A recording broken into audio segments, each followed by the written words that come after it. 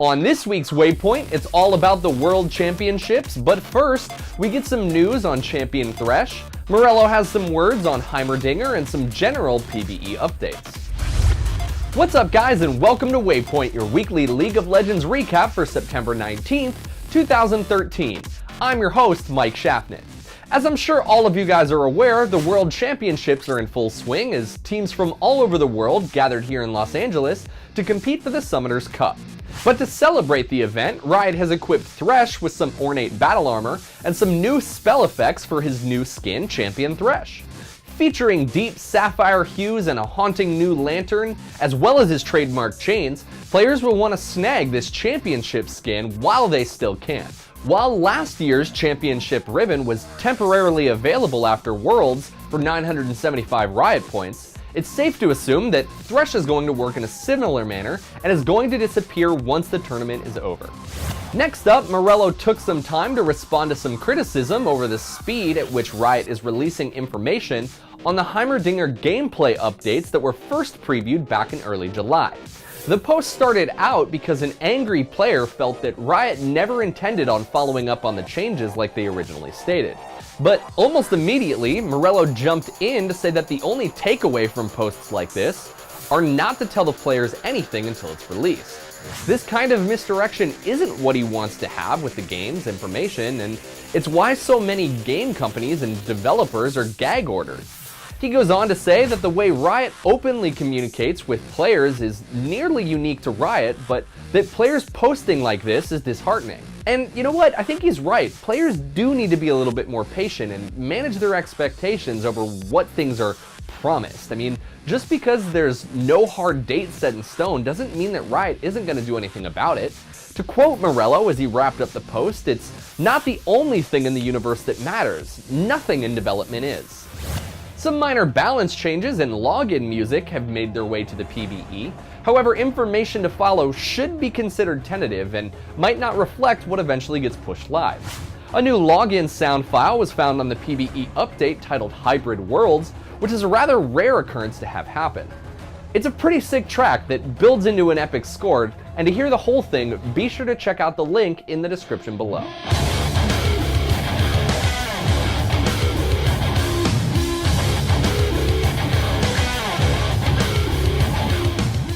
But something that isn't rare to see happen is all of the item and balance changes, and it looks like this time around, Trinity Force is going to be taking a little bit of a hit. Phage had its attack damage lowered to 15, and Rage's passive now reads movement speed bonus is halved for ranged champions. Because of this, Trinity Force had its damage lowered to 20, and its passive affected the same way. As for some champion changes, Katarina's Death Lotus total damage was increased, and Shyvana's Burnout was reverted back to its live values. But Olaf was the champion to receive the most amount of changes for this cycle of the PvE. Not only did he receive a new splash art, but almost his entire kit saw changes in one way or another.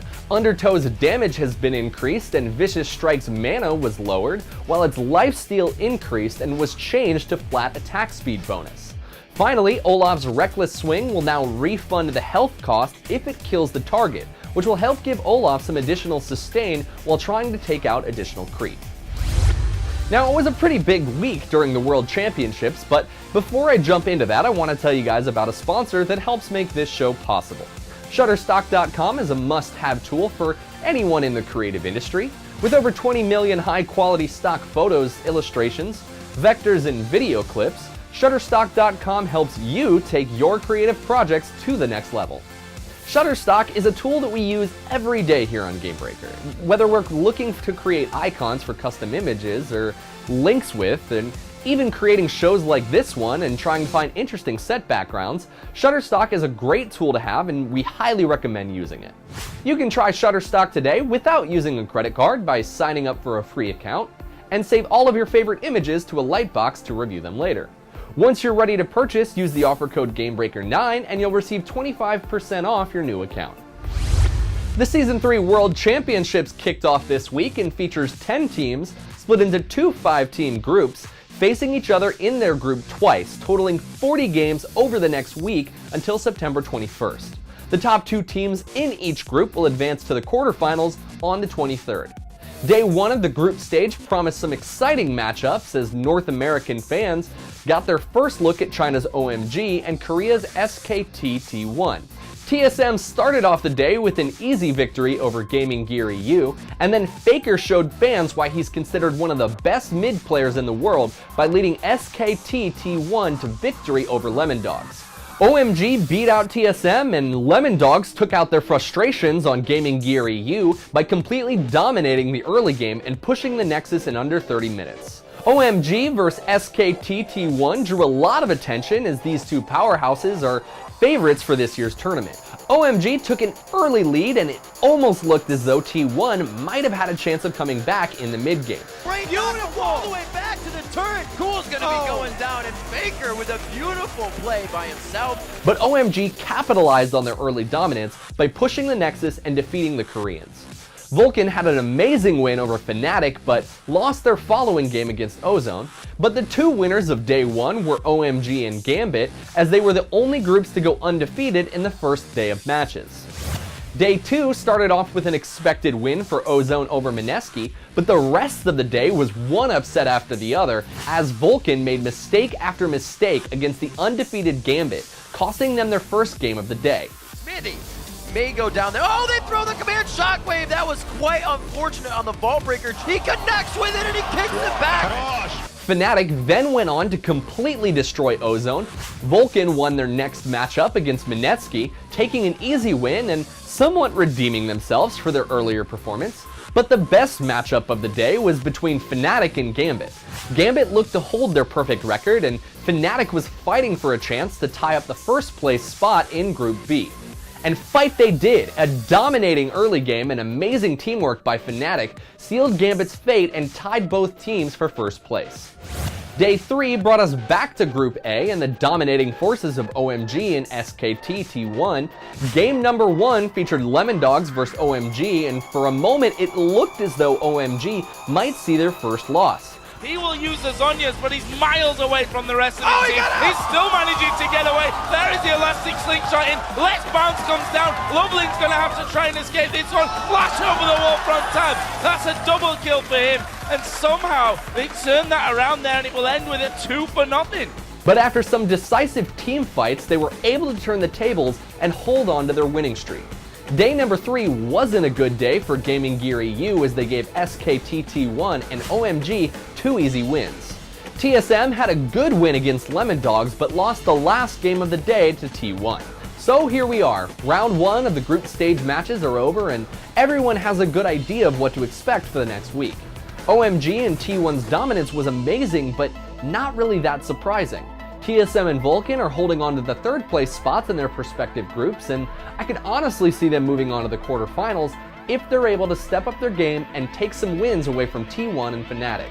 Now, not a lot was expected from Mineski and Gaming Gear EU, and I expected to lose some of their games, but I thought that they would at least win one game.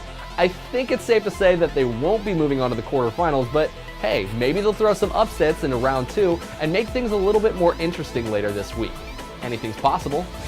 To stay up to date on the World Championship matches as they happen, or to catch up on any that you missed, be sure to head over to lolking.net and use their great Season 3 World Championship recap tool. While you're there, if you're looking to score some free Riot points in the coming weeks, be sure to leave a comment on the match summary pages for each game and be entered for a chance to win free Riot point codes. However, keep it constructive. Off-topic comments, spam, and trolling will not count as entries, and it needs to be insightful or relevant.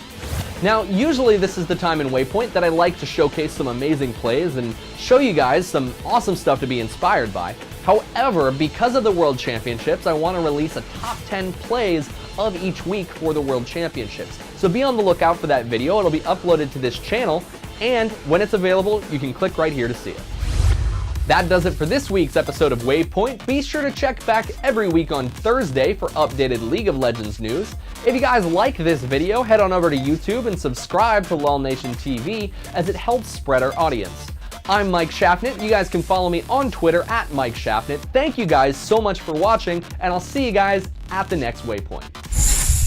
Game Breaker TV.